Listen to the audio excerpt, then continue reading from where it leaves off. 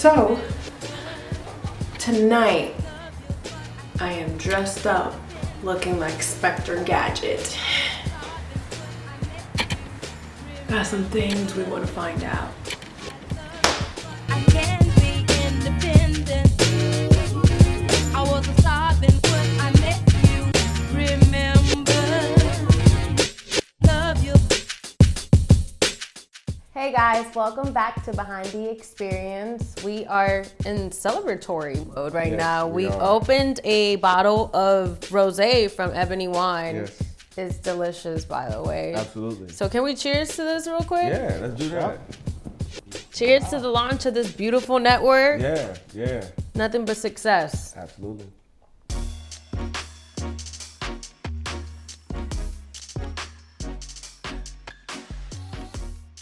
How did the whole Inner Elite Network come about? Wow, right. Yeah, look. That's It's a hard, tough question. No, I mean, it's not a tough question. This is a lot of history behind it. Yeah. I mean, we have time. We have plenty of wine. Yeah. That's why we're here, right? Yeah. So the concept of it is we've had it for some time now. This is something we've been working on for over literally a decade, just the concept of bringing it actually to life. The crazy thing is, I found out years once we were into it that cause I had a vision of creating a network, and I found out years later, this is after Cleveland, I had actually gotten into everything, that he had a vision of creating a network.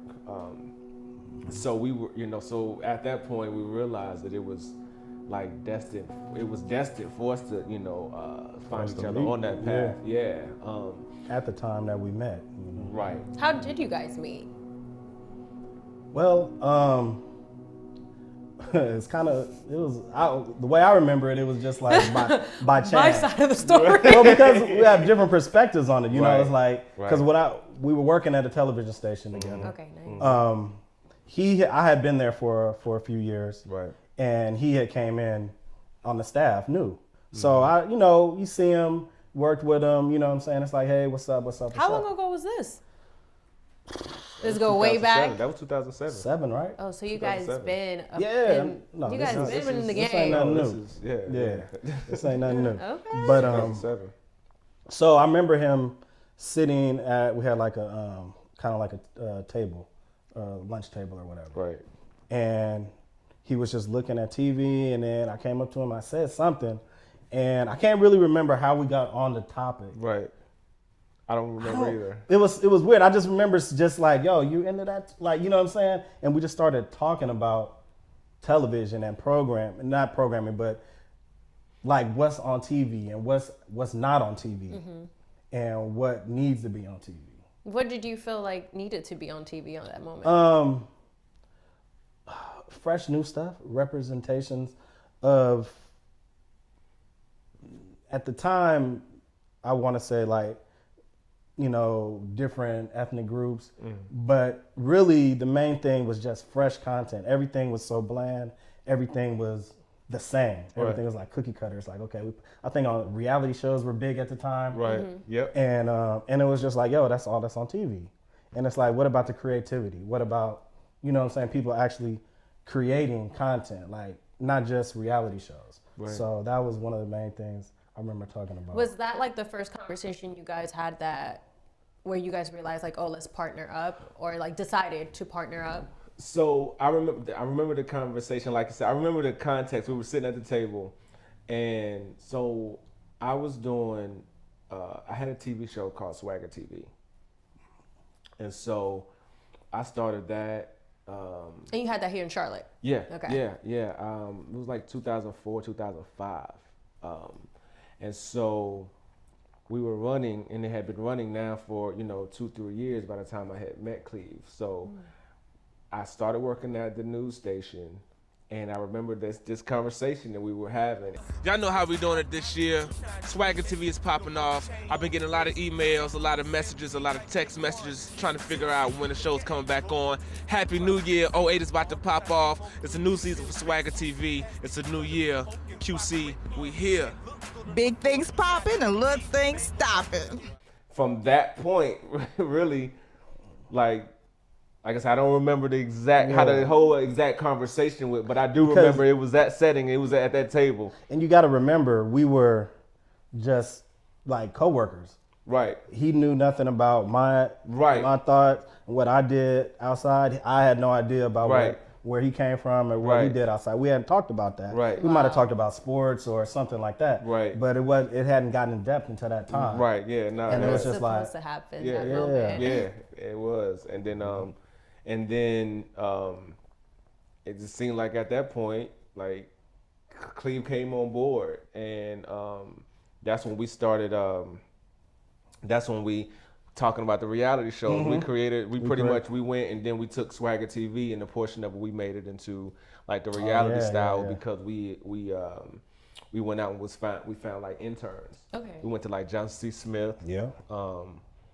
That was the main one. I think we went to UNCC, but the main one was off from John Smith. And we did like a whole like reality show from the standpoint of picking, like we had the interns come in to see, and we decided who was going to be the next host of Swagger TV. And so we had looking for a host. Right. For like Yolanda and them to pass the torch. City was waiting to see who was going to be the next host, and so it was crazy. We put So them this through was the like ringer. a really big show. People were commenting on like who should be the host, or absolutely. You know, it was. And this was via what? Like commenting, like Back then, look. social media. Look, back then it was YouTube, MySpace. Back then YouTube wasn't. That's what people YouTube would. or Facebook It really wasn't wasn't even. like that. That's what I be trying to explain to people. They don't have the concept of it. Like, cats was doing this. Like, this was. It was myspace.com/Swagger TV. Wow. Right. That's right. Yeah. And SwaggerTV.com. But I mean, we was running a lot of that through the MySpace because MySpace was popping. Right. I mean, we through our connections. I mean, you know, we had up at the Radio Tone X. So it was a thing. You know what I'm saying? To where at Pine 98. So like people still literally to this day still be like, yo, when you bring it back Swagger TV, and I'm like, yo, we got you, but understand, like, what we about to bring is like Swagger TV on steroids. So what you had at Swagger TV, you feel like you're bringing that a little bit now to the network, or it's just something completely like a whole different vibe? Well, it's kind of a different vibe because it's like times 1,000. To go back a little bit. Back to when we were doing Swagger TV, the ideas that we had, technology, like we said, we were on MySpace.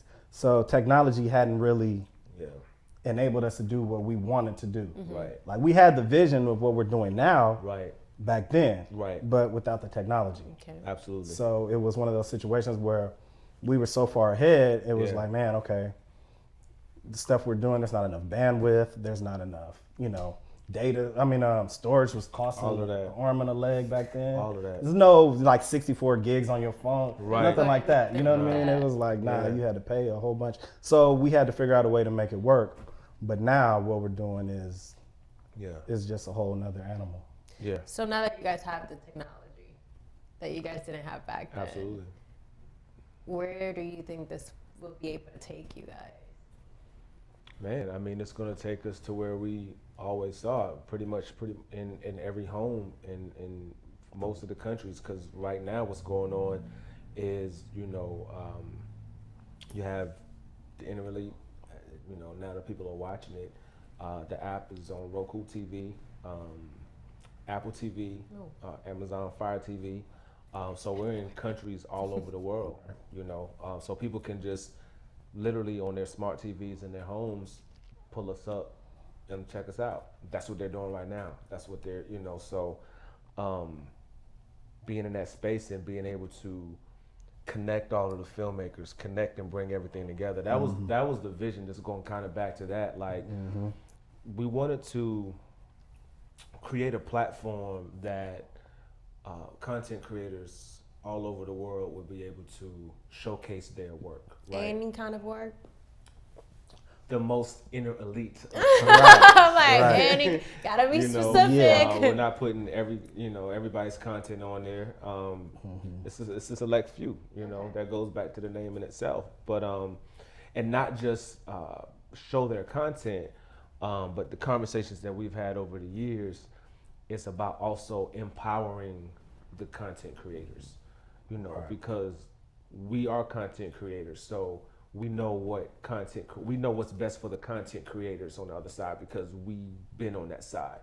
And so in regards to empowering them, showing them how to be able to license their own content, showing them how to be able to go get advertisers and sponsors for their shows, to continue to keep creating content, you see, because there's been a lot of stuff that Yeah. we've seen come and go. And that was one of the main things too, was seeing people create a great show, whether it be a web series or a movie, and by season 2, they're looking for a GoFundMe. They're looking for, at the time, what was it? I don't know. They were just basically asking their viewers to support them. and that's not really the viewer's job. But I understand because Right. we understand from, you know, putting things together and producing content, like it costs money. It It takes costs money money to pay people. You got to pay the camera. You got to Yeah. pay the audio. You got to pay the actors. You got to pay. Yep. And you need funding for that. And that's the Absolutely. bottom line. So you might be able to do a season for free, you know, free of charge you might be able to just, as a content creator, scrape up some dollars, get some Right. people, borrow some stuff, get some people to do it for free. Right. But that's not going to be a long-term plan. You can't continually ask people to act, to give their time and their talent for free. Right. So you got to be able to get some revenue. And that was one of the visions I had was, well, coming from TV, I was able to see how, okay, I know how to get revenue. I know how a television station works, how a television station gets revenue. They don't ask your favorite show, whether it's Grey's Anatomy or whatever, they're not asking you, hey, if you want to continue to watch Grey's Anatomy, send us $1. Right. You know, they're not saying that. They've got advertisers, they've Right. got sponsors. So we took that concept and we applied it to our network. And that's what he means when he says we want to empower the content creators. We want to empower them to be able to create content, to be able to monetize their content, to, you know, help have a living off of their content. And we're giving them a global audience. Right. We're giving them an audience around the world. And then that enhance will bring advertisers, it'll bring sponsorships, it'll bring all sorts of revenue streams where we don't have to ask, as a content creator, the viewer for anything but just to watch. Right. That's what we want to do. Right. How are the content creators able to submit their work to you guys or get in touch with you guys to be able to be on the network? Well, a lot of times it's we find them. Okay, so it's more of a you guys finding them find them. instead of them coming Yeah, to you. we find them, and then from that point, you know, so with our roles within the network, Cleve is the head of programming and content acquisitions. So, you know, for somebody, Cleve has his finger on the pulse of like all of what's going on. Like if it's a web series, if it's a YouTube show, if it's a movie or something like independent, like You know everything. He knows all of that shit. Like it's been And times. he's the quiet one. I call him the silent killer. That's what I call him. You know what I'm saying? Like he's like, like that. I'll be at the like, you know, when I was on the festival circuit, you know, I remember particularly when I was in Martha's Vineyard, and like Martha's Vineyard, they had us like, so at the Martha's Vineyard African American Film Festival. I want to say that right because that was one of the dopest festivals I've ever been to. How many festivals have you been to? Honestly, A lot. I don't know the exact number, but no, because I was on the circuit for like 2-3 years, just like straight, just like I was everywhere. I was everywhere. But yeah, I was at this particular festival and they had us in the hostel, so we were all staying in the hostel. And the filmmakers, they had us all in the hostel, which actually was a great vibe because all of the filmmakers, like I have relationships with filmmakers to this day because we were all placed in this, you know, like we're in bunk beds, we're all in a room together, Just interacting. and so just politicking and you know, establishing relationships, and literally it was like on the bunk, like up, you know, over top of me.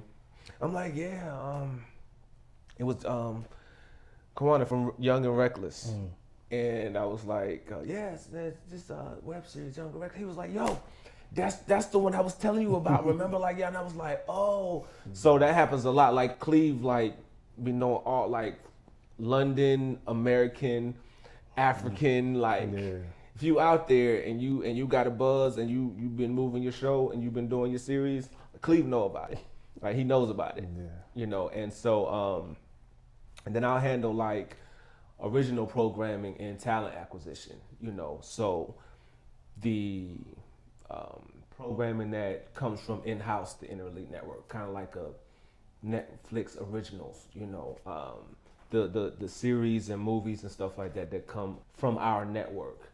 I oversee that, and talent acquisition from the standpoint of, you know, putting certain people, bringing the people in from the standpoint of, you know, hosts or, you know, actors, actresses, stuff like that. And so we just kind of, and you know, sometimes it might, you know, but we know like it might cross, but it's like I'm like, no, that's Cleve's lane, like that's Cleve's lane. You know what I'm saying? My lane. Right.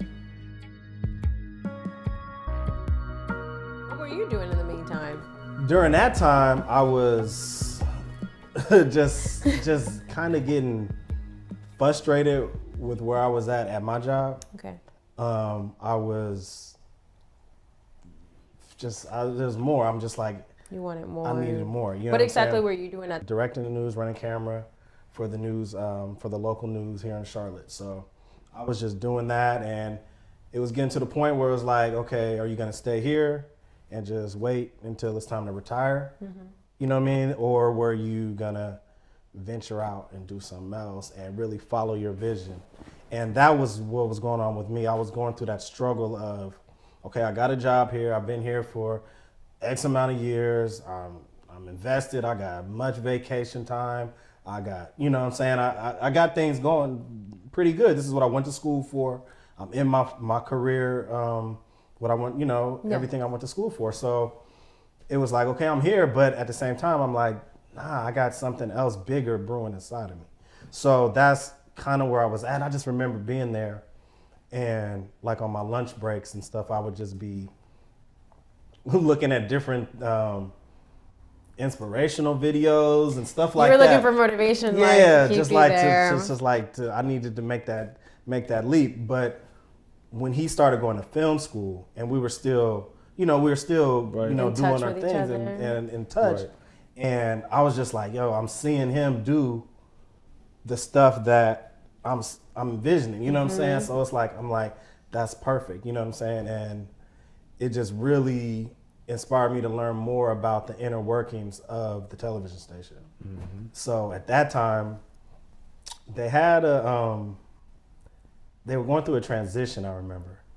And they wanted everybody to cross-train, which is basically, if you're in like master control, they want you to learn how to run audio. If you're in audio, they want you to learn how to graphics. And they just wanted everybody to be cross-trained. They really just wanted to be able to use everybody and everything and not have to hire everybody. Yeah. You know, they were smart. That's smart. But I was like, yo, I know how to do most of this stuff. And I actually asked the programming director, can I cross-train with you? And that wasn't really on the list. But I just was like, well, that's what I want to do. You had something going on. You're like, I'm doing something. So I was like, can I do that? And they were like, she was like, oh, I'd love to do it. And she basically ran a game down to me of how the television station works, how they gain their revenue, how they run commercials, why they pick certain shows, where they put certain shows, and how to strategize and all of that stuff. So that's what I was learning on the back end, like learning the inner workings of how to run a network. Mm-hmm. So it just all kind of just worked the way it was supposed to work. And it got you here now. Yeah. Smart guy you got over here. What have you guys learned from each other in this whole journey of like coming together and doing this, partnering up? A lot. Yeah. I think I've learned from Mike is like, well, we have similar qualities as far as like I like the fact that he was able to get things done no matter what. You know what I mean? Like, it's like, okay, this is an obstacle. All right, we got to figure out a way around that. You know what I'm saying? And like, that's how my mind works too. It's like, okay, that's a problem. We're going to get it done. If that's what we want to do, we're going to get it done no matter what. So it was that. But also the fact that the lengths he was willing to go to actually achieve what he wanted to achieve as far as filmmaking, as far as like he's very, He wears many hats. he wears many hats, but he also sees like a place for himself that is like far. You know what I'm saying? But he'll take the road to get there. And that's what I was like, man, that's what's up. He went to film school, and within a couple years, he's on the film circuit. You know what I mean? On the short film circuits, like the word I'm looking for. Film Festival? Film festival. Right. Yeah, I'm like, he's on the film festival circuit. And I'm like, damn, do you in Martha's Vineyard? You going to Vancouver? Montreal? And I'm like, damn, you know what I'm saying? I'm like, that's what's up. Like, and I'm like, man, I really want to be a part of, you know, film. You know what I mean? Not just television, but just like, I was really interested in film. And for him to see him come from working part-time at the TV station to actually knowing how to make a movie. You know what I'm saying? Like, that's a big deal. That was the first person I ever knew that could make a movie. Right. You know what I mean? So did you ever end up going to film school since you said you were interested, or have you learned just like from? I just learned from working with him, like being on set. He's like, hey, I need somebody to run audio. I'm like, yo, me. I don't know how to do it, but just we're gonna figure this out. I'll figure it out, you know. Right. And that was really cool. It was like working on. I think I was in one of your music videos. The Addiction, yeah. I was an extra in that. You a whole rapper, singer? Oh yeah, man, he's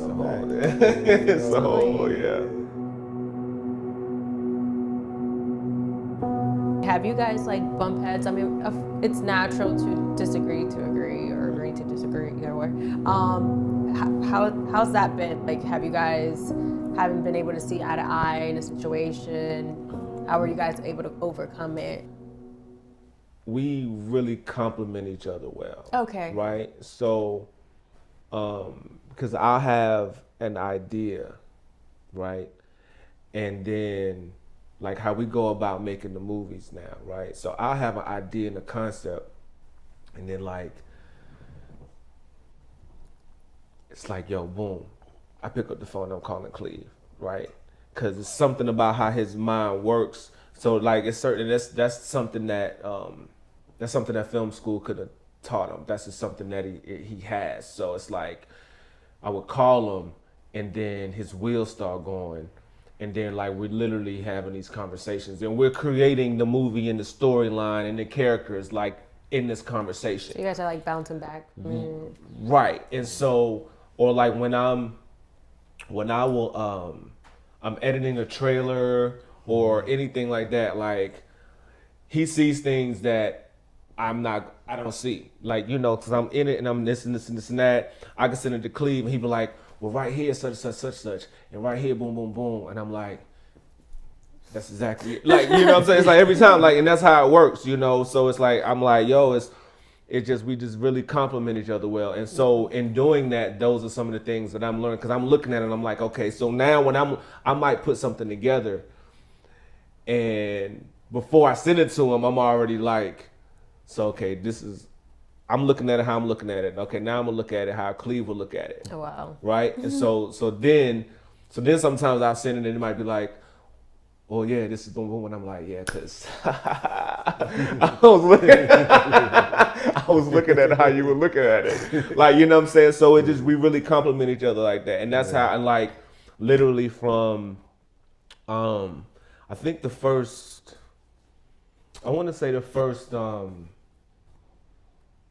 movie that we worked on was Subconscious Whispers. As far as storyline. Right. As far as that was your first film. No, that was the first film that we conceptualized together. Okay. Like with that whole process. Yeah. But going back to, I mean, I mean, we're brothers. I mean, so it's kind of like, you know, it's never been like a falling out. no, I mean, you know, you disagree, but you know, you We speak know. your part, you speak your part. But then it's a respect level there to where it's kind of like, Yeah.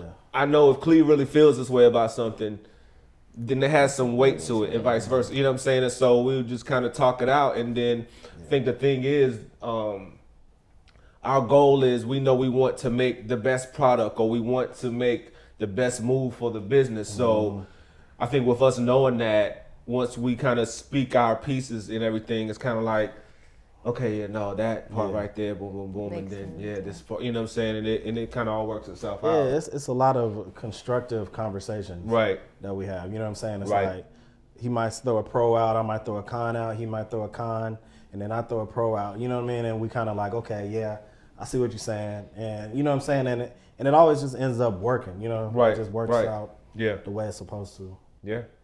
Okay.